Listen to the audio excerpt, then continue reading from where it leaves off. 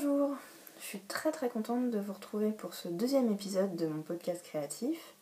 Je m'appelle Maureen, vous pouvez me retrouver sous le nom de La Pivoine Noire sur Ravelry, sur Instagram, et toutes les informations concernant cette vidéo sont sur mon blog lapivoinenoire.wordpress.com. Alors d'abord, je voulais vous remercier vraiment beaucoup pour l'accueil que vous avez fait pour le premier épisode. Je pensais pas avoir autant de vues et d'abonnés dès le premier. Donc je suis très touchée, je suis très contente.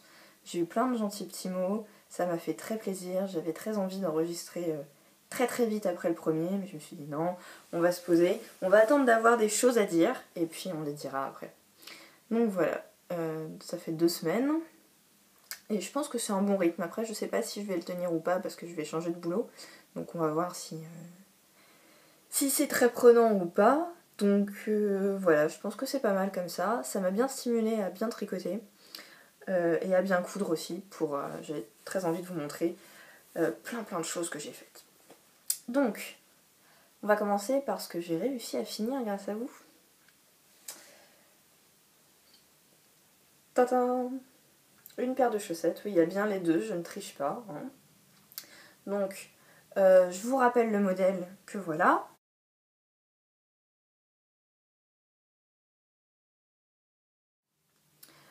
Donc ce sont les Celtic Rainbow Socks de Léa Lacoste, dont je vous avais parlé la dernière fois, qui anime le podcast All You Need Is Love et que j'aime beaucoup. Donc la spécificité de ces chaussettes, c'est la petite torsade. Voilà, ici vous la voyez. La petite torsade qu'on a ici à l'arrière, qui est très jolie. D'ailleurs, je me suis aperçue que j'avais fait une petite boulette. Voilà, c'est sur celle-là. Voilà, ici, là, ça croise pas. Ça aurait dû croiser quelque part, mais ça croise pas. Je sais pas ce que j'ai fait, bref. Peu importe, c'est dans mes chaussures, avec moi qui le vois. Ces chaussettes, je les ai tricotées, ne hurlez pas, en Hedgehog Fiber, coloris monnaie. Oui, je sais. Il paraît que c'est sacrilège de tricoter la Hedgehog Fiber pour des chaussettes, mais rien n'est trop beau pour mes petons. Sinon, alors c'est des chaussettes qui se tricotent à partir de là en calf down, je crois que ça s'appelle. Donc à la fin il faut coudre. Il faut faire le grafting et j'aime pas ça. Voilà. Ici, il y a une couture. Enfin une couture. Je vais vous expliquer justement. Ici, il y a ce qu'on appelle le grafting. Moi j'aime pas ça du tout. J'avais déjà fait ça sur mes premières chaussettes. J'avais pas aimé. Je trouvais ça pas très beau. Et là, il fallait quand même que je le fasse comme ça. Donc je me suis dit c'est pas grave, j'ai dû pas bien comprendre la première fois. Donc j'ai été retournée sur YouTube pour voir s'il n'y avait pas une vidéo pour me réexpliquer comment faire. Et donc quand j'ai tapé Grafting Kitchener Stitch, je suis tombée sur une vidéo dont je vais vous mettre le lien qui permet de le tricoter au lieu de le coudre. Et ça, c'était vachement bien. Donc sur celle-là, vous avez vu, aucun souci. Sur l'autre, pareil, vraiment pas de problème, on voit rien. Au toucher, on sent vraiment pas quoi. Non, je suis vraiment très contente. Donc pas de souci là-dessus. La seule modification que j'ai faite, c'est là, j'ai fait des côtes torse. Voilà. Comme je vous avais dit sur la première vidéo, j'ai tenté de faire un montage élastique, mais j'ai lamentablement échoué, mais c'est pas un souci en fait. J'ai réussi à pas mettre trop de tension dans le fil. Donc ça va. Un petit mot sur le talon, qui est un talon en rang raccourci. Simplissime, franchement, j'avais même pas besoin de regarder les explications pour la deuxième chaussette. J'ai relevé une maille à cet endroit-là pour qu'il n'y ait pas de trou. Et il n'y a pas de trou. Donc voilà, ça c'est nickel. Je suis très contente de moi. Au premier épisode, je vous avais montré à peu près ça de la première chaussette en fait. Le reste est allé assez vite. Et puis j'arrivais, je sais pas, j'étais à fond dans d'autres projets. Donc je m'étais arrêtée en gros là, de la deuxième chaussette. Je me suis dit c'est pas possible, il faut que j'avance. J'ai fait ça en une journée et ça la deuxième journée. Voilà. Je les ai bloqués hier, j'ai rentré les fils ce matin, juste pour vous. Voilà.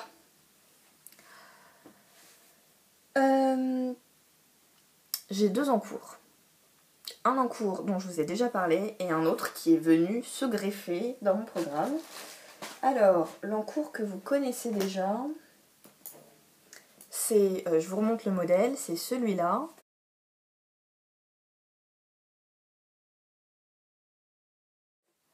Donc c'est le Cardinia Wrap de Amba.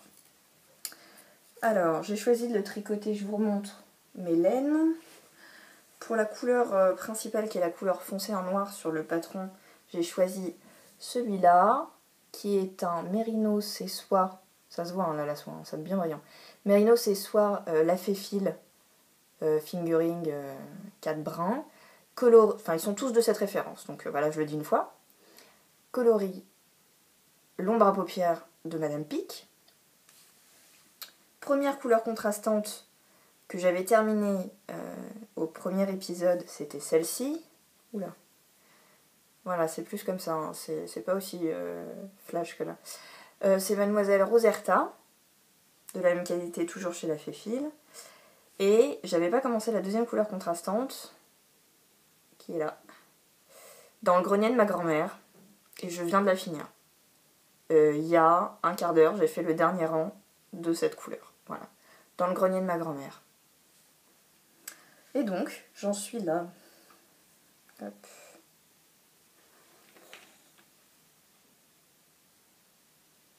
Voilà. J'ai bien bossé quand même. Alors, donc j'ai commencé tout en bas, là, ici, avec cette petite partie résille, avec le coloris l'ombre à paupières de Madame Pic, toute cette partie, troisième partie ici, et là je viens de finir la 4e section, donc je vais pouvoir reprendre le violet. Alors, ce châle a une forme particulière, puisqu'en fait, il est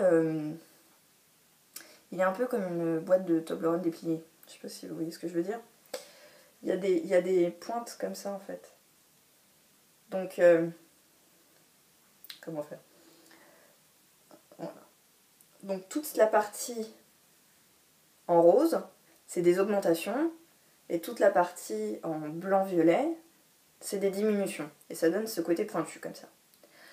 Donc, c'est quand même pas mal par rapport à d'autres châles, où on augmente, et on se retrouve avec 450 mailles à rabattre à la fin. Là, c'est pas mal parce qu'on augmente, on a effectivement dans les 400 mailles au milieu, et après on diminue. Donc c'est bien, on bloque pas sur la fin. Au contraire, on se dit, allez, on y va, après c'est des diminutions, ça va être facile. Et après c'est les diminutions, et après c'est facile, et ça donne envie d'aller jusqu'au bout. Donc là, vous voyez, je peux presque l'étendre en entier sur le câble. C'est fou quand même. Voilà, donc il est vraiment presque fini. Tout ce qui me reste à faire, bah, c'est le symétrique de cette petite bande là, donc autrement dit rien quoi. Voilà. Je vous montre peut-être d'un peu plus près. Voilà. Les petits œillets. Donc là c'est tout pas beau, hein, c'est pas... Mais ça sera un peu comme ça quoi, quand ça sera bloqué. D'ailleurs je me demande comment je vais le bloquer. Hein. Il est vraiment grand. Quand même. Il est quand même grand. Donc je sais pas comment vous faites pour bloquer vos châles. Moi j'ai des petits carrés en mousse mais ça va pas, j'en ai pas assez. Clairement j'en ai pas assez. Donc je me suis dit, dites-moi si c'est une bonne idée ou sinon écrivez-moi. Surtout ne faites pas ça hein. Je pensais utiliser mon lit. En fait je vais mettre je pense une bâche, un sac poubelle ou je ne sais quoi dessus. Laver le châle, l'étendre et épingler directement sur le matelas. À votre avis, ça le fait ou pas? Je sais pas. Dites-moi. Moi, j'ai jamais fait de... C'est mon premier châle, donc je sais pas comment m'y prendre. Voilà, je tricote toujours avec mes jolies aiguilles Knit Pro Symphonie Rose. Voilà. On n'a pas fini notre lune de miel. Hein. Je suis toujours aussi contente de ces aiguilles. Elles sont vraiment magnifiques. Voilà, je suis vraiment ravie. J'avais un dernier truc à dire là-dessus. Si, voilà. Dans le premier épisode, je vous avais dit que j'étais pas hyper emballée par mon choix de couleur, que j'avais des doutes. Est-ce que il y avait un contraste aussi joli que sur le patron, enfin sur la photo que je viens de vous montrer en fait. Et puis, bah en fait, maintenant qu'il y a le grenier de ma grand-mère, je trouve que c'est pas mal. Je sais pas ce que vous en pensez. Bon, je trouve ça pas mal finalement. Ça va. Tout compte fait, ça va. Voilà. Donc je suis assez contente. Il est peut-être pas aussi joli que la photo que je vous ai montrée, mais il est quand même super bien. Il est super doux. Il est super chaud. Ça va être top. J'ai déjà hâte de le porter. J'ai vraiment envie de le finir et de le bloquer, quoi, et qu'on n'en parle plus. Je veux le mettre. C'est tout. Je veux le mettre. Donc voilà. D'ailleurs, très important, très important. Je ne l'ai pas précisé dans les remerciements, mais ça aurait pu. J'aimerais dire un merci très spécial à Bibiche, Pupus et Camilloute qui se reconnaîtront. Hein. Donc je réponds à vos questions en même temps, les filles. Hein. Enfin, celles que j'ai eues. Je sais pas si je les ai eues toutes. Mais voilà. Si, mon choix de couleur, en fait, ça me va. Je suis contente. Je suis très contente. J'ai l'impression de parler super vite. Je sais pas. Vous arrivez à me suivre ou est-ce que je me disperse trop? J'ai encore du mal à savoir exactement ce que je veux faire, ce que je veux dire, est-ce que j'oublie des choses. Mais comme j'ai pas mal de couture aujourd'hui, j'ai quand même envie d'avancer un peu. Donc je vous montre le troisième en cours, enfin le deuxième en cours puisque j'ai fini les chaussettes ce matin, qui s'est greffé un peu à l'arrache. Parce qu'en fait, au départ, j'allais à la mercerie près de chez moi pour chercher le patron de Direndo, la blouse Arum ou Arôme, je sais toujours pas, et un joli tissu qui pourrait aller avec. Il l'avait pas. Donc je me suis sentie obligée d'acheter autre chose. Et j'ai trouvé ça. Il y a des reflets aujourd'hui. J'ai trouvé ça. C'est des semelles donc pour chaussons de Bergère de France. Ça se présente comme ça en fait. Voilà, une petite semelle, les petits trous-trous, l'intérieur fourré, très agréable. Donc je me suis dit, je vais me faire des chaussons. J'avais pas de patron particulier en tête. Et puis quand je suis retournée dans mes favoris Ravelry, j'ai retrouvé un truc que j'avais sélectionné il y a très longtemps. Je me suis dit, c'est le moment, on va le faire. Donc je vous montre ce que j'avais en tête.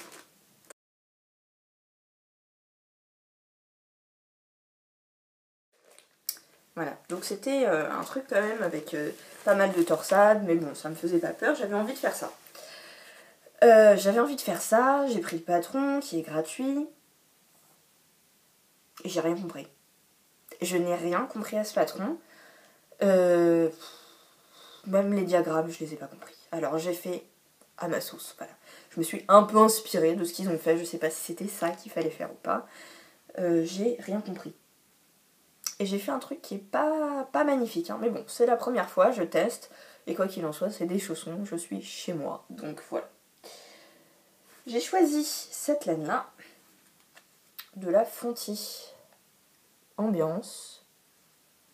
Voilà. Et c'est du 100% laine, je crois bien. Ouais, 100% laine lavable en machine. Je sais pas si je vais laver mes chaussons en machine, mais voilà.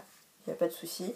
Là, la couleur que vous avez, elle est vachement belle, mais elle n'est pas aussi belle en vrai. Ah, c'est sympa. J'aurais bien aimé avoir ça. Non, c'est un peu plus... un peu moins bleu et un peu plus vert chez moi. Mais c'est un vert bleu quand même. Hein. Mais c'est vrai qu'il est assez canon dans les vidéos. Un peu plus que ce que j'ai chez moi. Bon, c'est pas grave. Vous allez voir un chausson magnifique alors que non. Donc le premier chausson, parce que je sais, j'ai fait que le premier, ça donne ça. Alors, j'ai décidé de le faire plus court. Parce que des chaussons longs, je voyais pas un intérêt formidable. Et puis aussi un peu pour abréger mes souffrances, parce que comme je vous disais, j'ai rien compris. Donc, j'ai fait cette torsade sur le dessus. Donc ça, à la rigueur, ça va à peu près. Derrière, il y a une torsade qui est exactement la même. Et puis, il y a deux autres torsades, comme ça, sur les côtés. Voilà. Alors le problème c'est que c'est des morceaux séparés. Ça c'est un morceau. Ça c'est un morceau. Voilà, vous voyez plus. Ça c'est un morceau. Après, donc faut monter ça au chausson. Ensuite, il faut récupérer tout pour faire la partie montante sur la cheville. J'ai pas aimé faire la couture des morceaux, hein, sans surprise. Ça m'a pas plu. Et d'autre part, je trouve ça très disgracieux ce que j'ai fait là. Ça, c'est quand même très très moche. Hein. Par rapport à l'exemple... On va regarder. L'exemple qu'il y a là, ça fait des jolies petites croix. Je sais pas ce que moi j'ai bricolé, mais c'est pas beau. C'est pas beau. Voilà. Bon. C'est chaud, hein. C'est doux. On lui en demande pas beaucoup plus, mais enfin voilà. Donc, première expérience de chaussons, je suis pas archi satisfaite. Mais ça me donne quand même envie de voir ce que je peux faire de mieux. C'est-à-dire qu'il y a des marges de progression. Il y a moyen de faire un peu mieux que ça quand même. Je vous montre là où j'en suis pour le deuxième. Pas grand chose. Comme vous avez vu, la semelle, je l'ai pas du tout touchée. J'ai commencé le début du dessus du pied en fait. J'ai pas fait beaucoup. J'ai fait ça. Voilà. J'ai fait rien du tout en fait. Hein. On va pas se mentir, j'ai fait rien du tout. Je tricote avec du 5 mm. Toujours avec mes symphonies roses du kit que j'ai eu pour mon anniversaire. J'ai un tout petit câble. Non, il est pas si petit celui-là. Non, ça va. Parce que là, je tricote en aller-retour en fait. J'aurais pu prendre des aiguilles droites, c'était pareil. Mais j'ai mis direct un câble pour pouvoir faire la cheville en Magic Loop après. Je trouve ça plus simple. Sinon, j'aurais pu prendre 4 aiguilles, mais je crois que j'ai que du 4,5, j'ai pas du 5. Voilà. Donc un projet un peu mitigé. Le chausson, là, celui que j'ai fait en entier, je l'ai fait en 2 jours. Donc ça va vite quand on s'y met. Avec des aiguilles 5, il n'y a pas de raison. Ça va vite. Sauf que je suis pas archi satisfaite. Donc j'ai du mal à m'y mettre. Mais bon, maintenant que j'ai fini mes chaussettes, et que je suis à ça de finir mon cardinia, va falloir, hein. Il va falloir. En tout cas, je vais pas monter un autre projet tant que les chaussons ne sont pas finis. Ça, je me mets d'accord avec moi-même et je vous prends à témoin.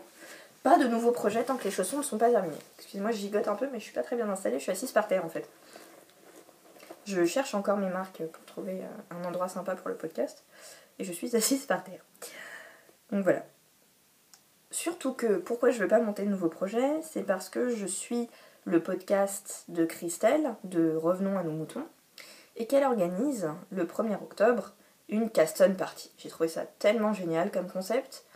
Donc je me dis, il faut absolument que j'ai fini tout ce qui traîne pour pouvoir monter en mode YOLO tout ce qui me passe par la tête et pas avoir de trucs qui traînent en plus et qui passera forcément après les nouveaux projets que j'ai trop hâte de commencer. Voilà. Donc il faut absolument que je finisse le boulet avant le 1er octobre et de me lancer dans une folie de projets.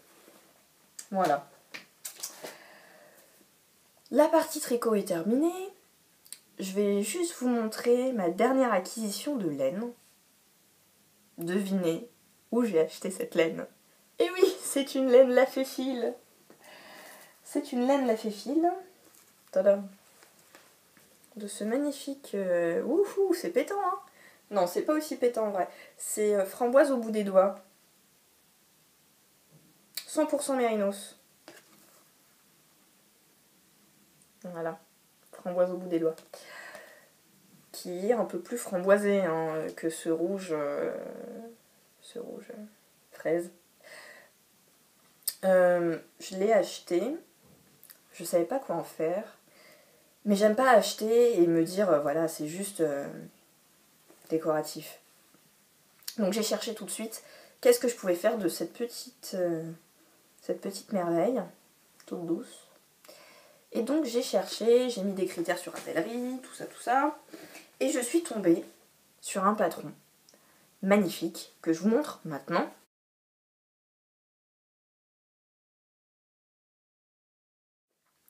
Voilà. Encore un patron de Amba. Incroyable, hein? Non mais des fois on a un feeling comme ça avec un créateur Clairement, il y a quelque chose qui se passe, des goûts communs. Et ça, c'est quand même super chouette de trouver des créateurs chez qui on sait qu'il va y avoir des choses très très belles qui vont nous inspirer. Donc ça, je suis ravie. J'ai trouvé ça, je me suis dit c'est super, il faut vite que je le mette dans mes favoris. Et en fait, il était déjà dans mes favoris. Ça c'est cool quand même, je me dis c'est bien Maureen, t'es d'accord avec toi-même, c'est l'essentiel. Donc voilà, je pense que je vais faire ça. Je sais pas encore quelles ont... Je vais faire ça pour la partie dentelle. Et pour la partie rayure, je ne sais pas. Est-ce que je prends noir et blanc, marron et blanc, camel foncé et blanc, gris et blanc ou pas blanc en fait, je ne sais pas. Donc pour l'instant, je cherche pas trop parce que j'ai d'autres projets à faire avant. Mais je garde en tête quand même ce projet-là. D'ailleurs, ça va me faire une bonne transition parce que justement, à la dernière vente de Petit Bout de Moi, j'avais vu un magnifique écheveau qui s'appelait Tache de raisin. Et je me suis dit, ça serait vraiment top pour les rayures foncées, pour aller avec ça. Et j'en ai pas eu. Je suis triste. Je suis très triste. Alors, le lendemain, j'ai été à la mercerie. J'ai fait des folies. J'ai acheté 3 tissus. J'ai acheté tout ça. Que je vais vous montrer tout à l'heure. Ouais, j'espère que toutes celles parmi vous qui ont eu tache de raisin se sentent coupables de mes dépenses. Au moins. Donc je vais pouvoir passer maintenant à la partie couture. J'ai juste oublié un petit truc. Je reviens tout de suite. Donc nous revoilà pour la partie couture de ce podcast. Alors vous rappelez que je vous avais montré un encours qui était un sac dont je n'avais pas le patron. J'avais juste une photo avec quelques explications photo, hein, sans dimension ni rien. C'était un peu la galère, je m'étais foirée de partout, mais...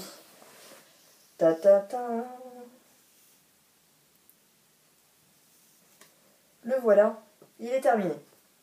Alors, vous vous rappelez, en fait, c'était n'importe quoi. J'avais pas les 2 rabats du même côté. J'avais été obligée de refaire des coutures dans tous les sens. Je ne reviendrai pas sur cet échec. Regardez le premier épisode si c'est pas le cas. Et si vous voulez vraiment connaître toutes les péripéties de ce sac, j'ai refait entièrement la doublure. Donc il n'y a plus de couture disgracieuse. Si vous vous rappelez, la sangle, c'était pas ça. J'ai tout changé en fait, parce que ça ne m'allait pas. J'ai gardé juste la doublure initiale, parce que il n'y avait pas de défaut. J'avais déjà posé la fermeture éclair. Elle était plutôt pas mal posée. Donc voilà. Elle s'ouvre, elle se ferme, c'est génial. Enfin, voilà. Pas de souci. Tout allait bien. Donc j'ai gardé la doublure initiale. J'ai refait entièrement l'extérieur. J'ai assemblé. J'ai choisi cette petite lanière parce qu'elle n'a pas l'espèce de petit mousqueton là. En fait, sur la première version, il y avait une lanière avec un mousqueton, donc il fallait que j'accroche une boucle, donc ça me faisait des coutures en plus, c'était pénible. J'ai préféré changer pour celle-ci, qui est un joli coloris, oui. Jolie couleur moutarde, que j'aime beaucoup, qui est assortie un petit peu avec la doublure et beaucoup avec la fermeture éclair, donc je trouvais ça assez sympa. Et j'avais un dernier problème à résoudre, qui était celle des œillets. Je trouvais aucun œillet qui était assez gros dans ma mercerie. Et là je me suis dit, c'est pas possible, il doit bien y avoir des œillets suffisamment grands. Par exemple pour des rideaux. Donc je suis allée au rayon rideaux du Mondial Tissu près de chez moi. J'ai trouvé ça. J'en aurais voulu en métal. Il n'y avait pas. Donc j'ai pris celui-là, qui était un peu ton sur ton avec l'écru de la partie extérieure. Bon, j'aurais bien aimé en métal, ça fait un peu cheap ça quand même. Hein. Mais bon, ça va, ça passe quand même. J'ai choisi de le faire en bandoulière. Je sais pas si je me lève, vous voyez. Pour mieux vous montrer, voilà, c'est quand même mieux qu'à bout de bras là. Voilà. Donc il est très sympa, je suis vraiment contente. Je l'ai pris ce matin pour aller bosser. J'étais très contente. Bon, j'ai un peu triché. Je vous explique pourquoi. J'ai pas encore refermé le trou à la main. La partie couture à la main, pour refermer le trou par lequel on retourne le sac, je l'ai pas fait. Et je suis sortie avec quand même. Donc voilà, tant pis. Donc voilà mon petit sac, sans aucune couture apparente. C'est pas mal. Là, je suis pas... Il est pas top le raccord, hein. Il est pas parfait. De l'autre côté aussi, hein. Bon, c'est pas nickel, mais bon, c'est pour moi. Et je suis contente, je l'aime bien. On arrive dans l'automne, j'ai fait un petit sac marin, je suis un peu hors saison, je suis un peu à la bourre, c'est pas grave. Ok, donc ça c'est une affaire réglée, je suis ravie. Je ressortirai avec, même si j'ai pas encore fait la couture. Maintenant j'avais un autre truc à vous montrer, je me promenais tranquillement, et puis je cherchais rien de spécial, et j'ai trouvé ce livre. Coudre avec 1 mètre de tissu. Vous avez pas rêvé. 12 patrons. 12 patrons. Et c'est par... Je vous laisse lire, je ne le prononcerai pas. Voilà. Quand j'ai vu ça, bon déjà la couverture, je la trouvais pas magnifique.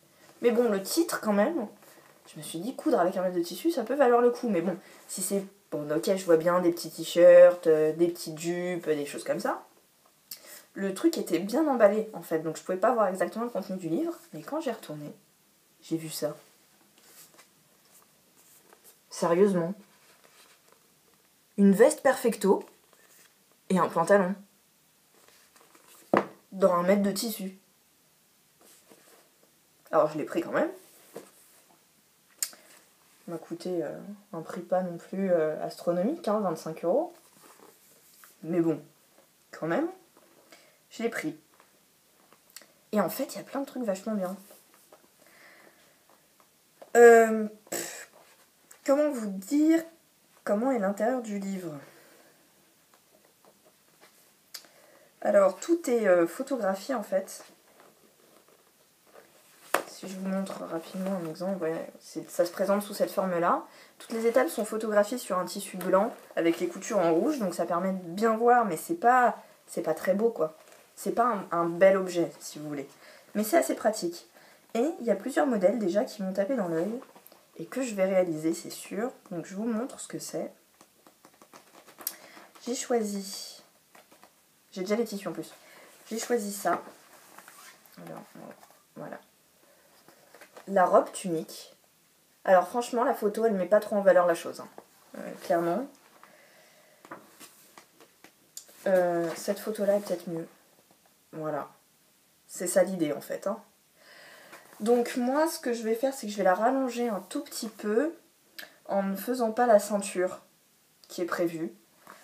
Comme ça, je peux descendre un peu et la porter vraiment comme une robe. Je vous montre le tissu que j'ai pour ça. J'ai acheté ça. Ouh, c'est bien rouge là. Alors en réalité, ce qui est rouge comme ça est rouge, hein, on va pas se mentir, mais ce qui est comme ça est vraiment bordeaux-violet. Hein. Voilà. Je pense que ça peut être pas mal. Alors je me vois pas faire la ceinture dans le même tissu que ça n'aurait aucun intérêt.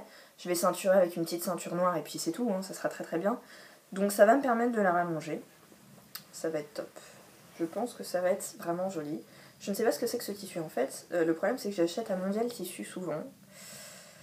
Et je regarde pas l'étiquette. Je tâte les tissus. Et je vois si le toucher, si c'est fluide, si c'est épais, si c'est fin, machin. Celui-là il m'avait bien plu, il est vraiment très très fluide. Très léger. Mais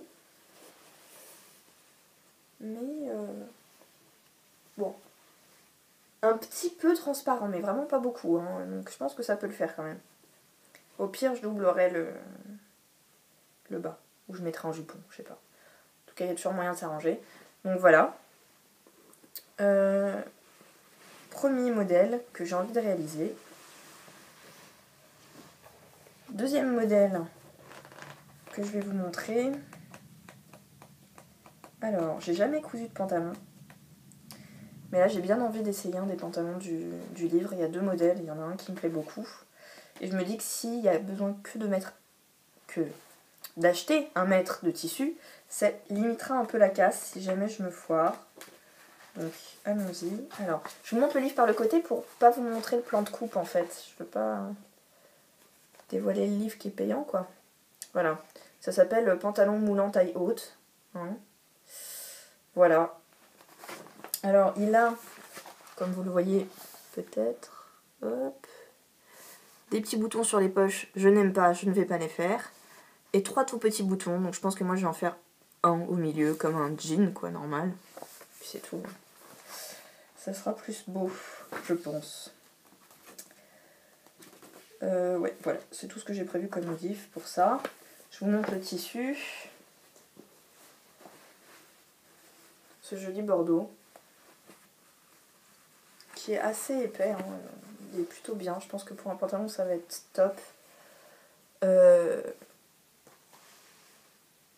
C'est assez assorti. J'ai acheté vraiment dans les trucs, dans les tons semblables. Des trucs que j'aime bien porter. J'ai pas de pantalon de cette couleur-là. Mais je sais que je vais vraiment le porter. Ça me plaît beaucoup. Ça pourrait même aller avec une petite marque que j'ai faite en tissu Lily de chez Atelier Brunette, qui a des petites, comme des petites fleurs de pissenlit en fait, avec les pois qui sont de cette couleur-là à peu près. Donc je pense que ça peut être pas mal. Voilà. Les petits boutons que j'ai choisis pour la braguette, c'est ça. Voilà. Je vous montre sur le tissu ce que ça donne. Vous voyez, c'est pas mal, hein? Je pense que ça peut le faire comme ça. Voilà. Donc j'ai vraiment envie de faire ça. Troisième modèle qui m'a tapé dans l'œil. Alors c'est un peu un détournement de modèle. En fait, le modèle proposé c'est ça. Hop. Un chemisier. Et moi je vais pas le faire en chemisier, je vais faire la version modifiée que le livre propose lui-même en fait. C'est ça. Comme ça là. La petite veste zippée. Donc ça, j'ai pas encore trop réfléchi. Je sais que je veux le faire avec ce tissu-là. Qui est un lainage rouge bordeaux. Avec un fond noir. Et puis là, vous voyez bien le petit fil doré qui court dans le lainage. Je pense que ça peut être très joli. Je vais voir si je peux la rallonger ou pas. Je me suis pas encore pris la tête avec comment j'avais envie de modifier ça. Je vais voir. C'est encore en cours. J'ai déjà décalqué le patron pour faire la blouse. En fait, les 12 modèles, il y a 2 planches de patron qui sont rangées là, en fait, dans le livre. Et sur chaque planche, il y a 2 faces, ce qui fait que vous avez 4 faces. Pour 12 patrons, il y a 3 patrons qui se chevauchent sur la même feuille, en fait. Sur la même page. Fallait quand même se concentrer hein, pour réussir à décalquer proprement, bien comme il fallait. Ça m'a un peu pris la tête, mais bon. C'est fait sans erreur, j'espère. Il n'y a pas les marges de couture qui sont prévues dans le patron. Et le patron, dernière chose que je voulais vous le dire, c'est du S au L. Donc évidemment, je pense que bon, on peut toujours rétrécir, mais si on agrandit, ça risque de ne plus rentrer dans un mètre. Hein. Donc voilà, la promesse du 1 mètre, elle n'est pas tenable pour tout le monde, clairement. Donc ça, c'est un peu dommage quand même, mais bon. Pour vous dire, le S en tour de poitrine, là, il fait du 86 dans ce livre, et le L du 102. Ce qui fait que pour moi, le S est déjà trop grand. Donc ce que j'ai fait, c'est que j'ai pas rajouté les marges de couture. On va voir ce que ça donne. Est-ce que ça passe ou pas à suivre. Donc je me dis que j'ai vraiment la possibilité de la rallonger, je pense. On va voir. Au pire, je la fais plus long et je la recoupe après, si c'est trop long pour moi. Voilà. Donc, un projet terminé en couture, un projet là imminent. Il n'y a vraiment pas grand chose à faire pour la blouse, hein. C'est assez simple. Donc je suis certaine de pouvoir la montrer au prochain épisode, je pense. Et 2 autres projets en bonne voie, puisque j'ai le patron, j'ai les fournitures, voilà. Donc ça va être chouette. En tricot aussi, j'ai pas mal avancé, j'ai encore d'autres projets. La Caston Party qui va beaucoup me stimuler, je pense. Donc voilà, j'ai quand même montré pas mal de trucs, j'ai un peu dépassé le temps que j'avais réservé pour ce podcast, mais c'est pas grave, je me suis bien amusée, j'espère que vous aussi. N'hésitez pas à me dire, est-ce que ça va pas, est-ce que c'est trop rapide, est-ce que j'en ai trop dit pour le petit format que je me suis réservé. Est-ce que ça vous a plu, simplement? Est-ce que vous bloqueriez le châle, comme je vous l'ai dit? Ça, j'aimerais bien vos conseils. Voilà. Bon. J'espère vous retrouver dans 2 semaines. En attendant, allez regarder les podcasts des autres qui sont toujours aussi intéressants. Et j'apprends vraiment beaucoup de choses par ce biais-là. J'ai tout appris sur internet, mais les podcasts, ça a vraiment quelque chose de spécial que j'aime beaucoup. Donc je vais retourner en regarder. Et j'espère que tout ça vous a plu. Et je vous dis à la semaine prochaine. Non, à dans 2 semaines.